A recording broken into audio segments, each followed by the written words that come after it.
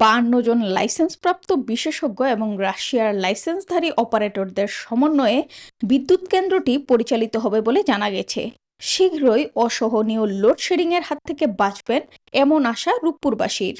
রূপপুর পারমাণবিক বিদ্যুৎ কেন্দ্রে জ্বালানি লোডিং শুরু হচ্ছে কাল। সব বাধা ও কারিগরি পরীক্ষায় উন্নীত হওয়ার পরে কেন্দ্র পরিচালনার জন্য 52 জন বিশেষজ্ঞ সফলভাবে লাইসেন্স অর্জন করেছেন, যাদের মাধ্যমে অর্জিত হবে দেশের প্রথম পারমাণবিক বিদ্যুৎ কেন্দ্র চালুর পথে একটি গুরুত্বপূর্ণ মাইলফলক। আহমেদুল হক রানার তথ্য, চিত্রা ডেস্ক রিপোর্ট। মঙ্গলবার থেকে শুরু হতে যাচ্ছে পাবনার রূপপুর পারমাণবিক বিদ্যুৎ কেন্দ্রে জ্বালানি লোডিং বা ফিজিক্যাল স্টার্টআপ কার্যক্রম।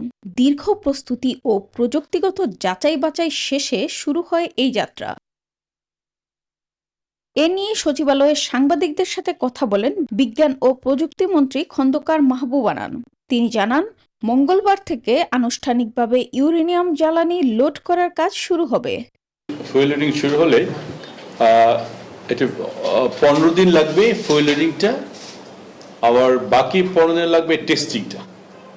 So all together almost 30 days, 2-4 megawatt করতে করতে it will take around 2 months.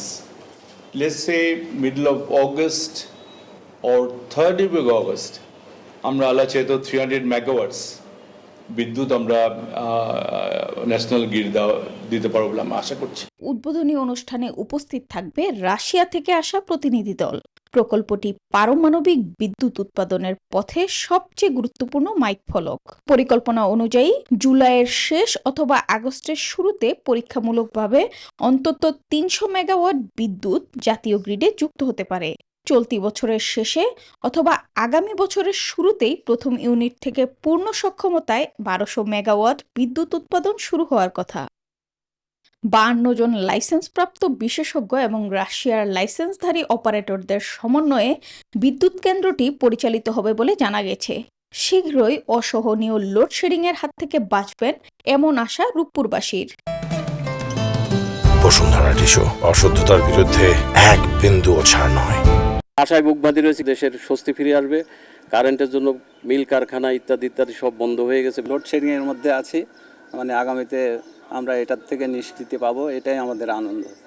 আল্লাহর রহমতে আগামী 28 তারিখে যদি এটা চালু হয়ে যায়, তাহলে আমরা সবাই শান্তিতে বা স্বস্তিতে বসবাস করতে পারবো। আমার মনে হচ্ছে যে বাংলাদেশে বিদ্যুৎ ঘাটতিটা পূরণ হবে ইনশাআল্লাহ। রূপপুর পারমাণবিক বিদ্যুৎ কেন্দ্র দেশকে আরও সমৃদ্ধির পথে এগিয়ে নেবে বলে আশা প্রকাশ করেন জেলা প্রশাসকও। বর্তমানে বৈশ্বিক যে সংকট রয়েছে, বিশেষ করে জ্বালানি এবং বিদ্যুতের, আমরা আশা করি এটি উৎপাদন প্রক্রিয়ায় গেলে এই অঞ্চল সহ বাংলাদেশ অত্যন্ত ভালো একটি বিদ্যুতের সোর্স পাবে। এই কেন্দ্র থেকে জাতীয় গ্রিডে বিদ্যুৎ দেওয়া শুরু হলে চাহিদার বড় একটি অংশ পূরণ হবে বলে প্রত্যাশা সংশ্লিষ্টদের। Desk report, news 24।